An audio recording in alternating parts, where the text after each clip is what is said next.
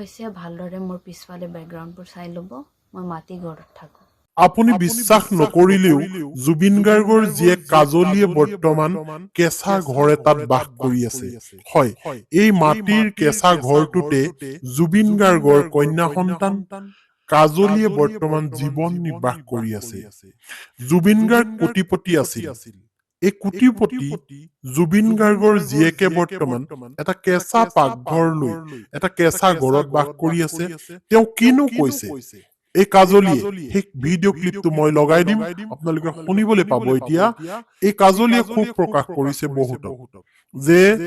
মই ইচ্ছা কৰা হলে বহু কিবা কিবি কৰিব পাৰিলো হয় কিন্তু মই সেইবোৰলৈ লোভ নকৰো গতিকে মই কেঁচা পাকঘৰত আজিও বাস কৰি আছো আৰু কাজলীক বহুতে বেয়াকৈ কৈছে বেয়াকৈ কমেন্ট কৰিছে ছচিয়েল মিডিয়াত কাজলীয়ে দুখ পাইছে গতিকে কাজলীয়ে কিছু কথা ব্যক্ত কৰিছে দুখতে শুনকচোন তেখেতৰ কথাখিনি শুনিলে আপোনাৰ চকু পানী ওলাব হেল্ল' গাইজ মই জুবিন পাপাৰ ছোৱালী মই আজি বিশেষকৈ এইটো ব্লগ লৈ আহিছোঁ কিছুমান মানুহৰ কাৰণে যিবিলাকে মোক কমেণ্ট কৰিছে যে সম্পত্তি হাৰাপিব আহিছোঁ সম্পত্তিৰ কাৰণে আহিছোঁ সম্পত্তি লুট কৰি আহিছোঁ তো সেইবিলাকক মই কথা ক'ব খোজোঁ প্ৰথম কথা হৈছে ভালদৰে মোৰ পিছফালে বেকগ্ৰাউণ্ডবোৰ চাই ল'ব মই মাটি ঘৰত থাকোঁ দেই আৰু প্লাছ সম্পত্তি বুলি কৈছে সম্পত্তিৰ যদি মই ইমানেই লোভ থাকিলে হয় মই এই বেক চাইডত ঘৰ থকাবোৰ যিটো দেখি পাইছে মাটিৰ ঘৰ আজি মই এইখিনি নহয় RCC ঘৰত থাকিলোঁ হাই ফাই ঘৰত থাকিব পাৰিলোঁ হাই ফাই লাইফষ্টাইল জীয়াই থাকিব পাৰিলোঁ তথাপিও মই সেইখিনি নাই কৰা কাৰণ মই যিহেতু পাপাক লগ পোৱাৰ আগৰ পৰাও মই কাম কৰি খাই আছিলোঁ পাপাক লগ পোৱাৰ পিছতো মই কাম কৰি খাই আছিলোঁ যিহেতু পাপাই মোক পকেট মানি দিয়ে সেইটো কেতিয়াবা মানে মাহেকে দিয়ে সেইটো কিবা এটা দিয়ে আৰু সেইটো লৈও মই নিজৰ কাৰণে বেহাবাৰ কৰা নাই মোৰ ভাইটি ভণ্টিকেইটা ঢেৰ আছে 8জনী হয় ইহঁতক পঢ়া শুনা কৰাই এইবিলাকত মই ইউজ কৰিছোঁ ইয়াতে ভিডিঅ' ক্লিপটো শেষ হোৱা নাই ইয়াৰ পিছতো আপোনালোকে এই কাজলীয়ে কোৱা কথাখিনি শুনিবলৈ পাব মই লগাই দিম পিছৰ কথাখিনিত আৰু দুখত কৈছে আৰু কিছু আবেগিক হৈ কৈছে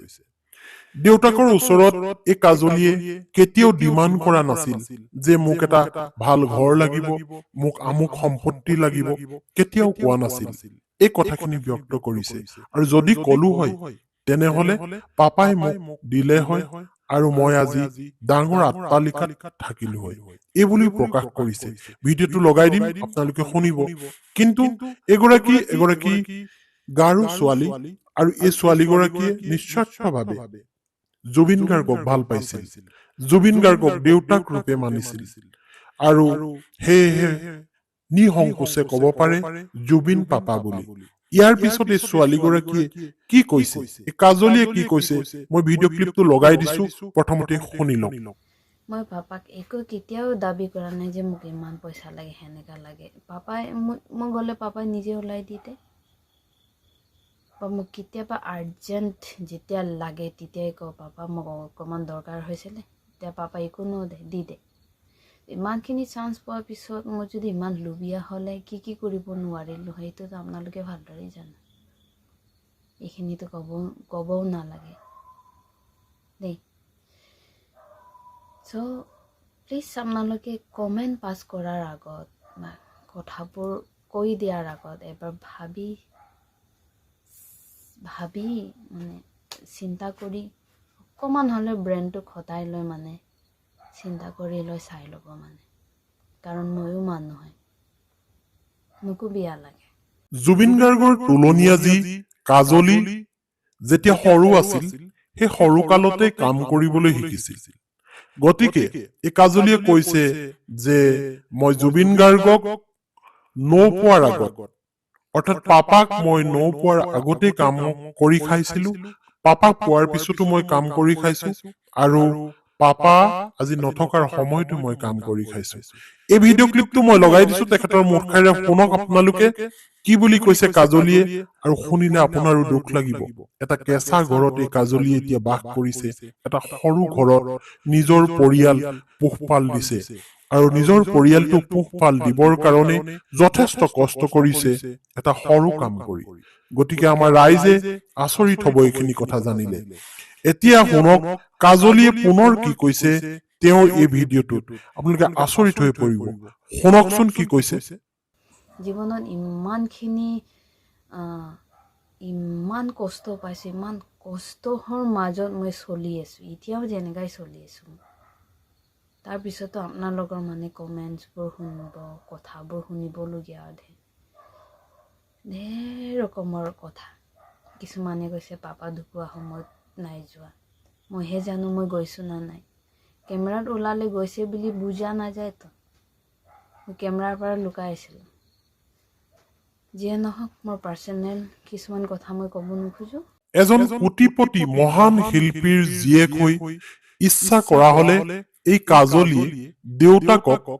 খোজা হলে বা দেউতাকক যদি ডিমাণ্ড দিয়া হলে তেওঁ আট্টালিকাত থাকিব পাৰিল হয়, কিন্তু সেই কামটো নকৰিল কাজলীয়ে।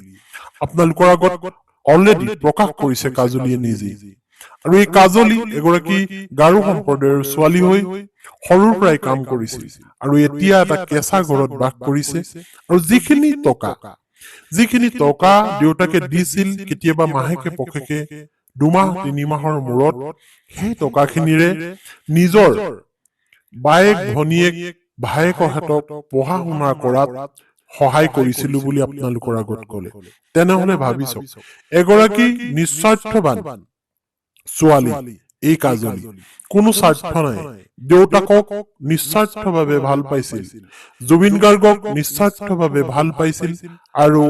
জুবিন গাৰ্গক ভাল পোৱাটো এতিয়া ভুল হৈছে। জুবিন গাৰ্গক পাপা বুলি কোৱাটো এতিয়া ভুল হৈছে কিছু ব্যক্তিৰ কাৰণে, যিসকলে বেয়াকৈ আহি এই কাজলীক কমেণ্ট কৰিছে। তেওঁলোকে কৈছে যে কাজলী, তই জুবিন গাৰ্গৰ নামটো ব্যৱহাৰ কৰি ব্যৱসায় কৰিবলৈ আহিছ। তোৰ বাপেৰে মৰাৰ সময়ত তই ক'ত আছিলি?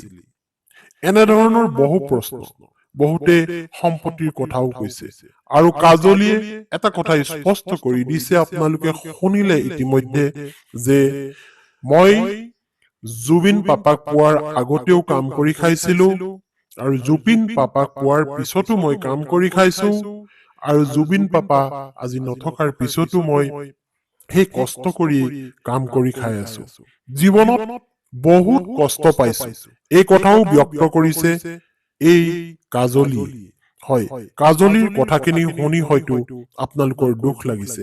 গতিকে আমি অসমৰ ৰাইজে জুবিন গাৰ্গক যেতিয়া আমি হিয়াৰ আমঠু বুলি ভাল পাওঁ, ঠিক তেনেকৈ জুবিন গাৰ্গে নিজৰ জীয়াৰী বুলি পৰিচয় দি যোৱা এই কাজলীক আমি কিয় নিজৰ এগৰাকী বাই ভনী বুলি ভাবি ল'ব নোৱাৰো? কিয় বেয়াকৈ কমেণ্ট কৰি এই পিতৃহাৰা কাজলীক পুনৰ দুখ দিওঁ? গতিকে আমাৰ অনুৰোধ, এই কাজলীক যাতে আমি কোনেও বেয়াকৈ কৈ দুখ নিদিওঁ। কাজলীক দুখ দিয়া মানেই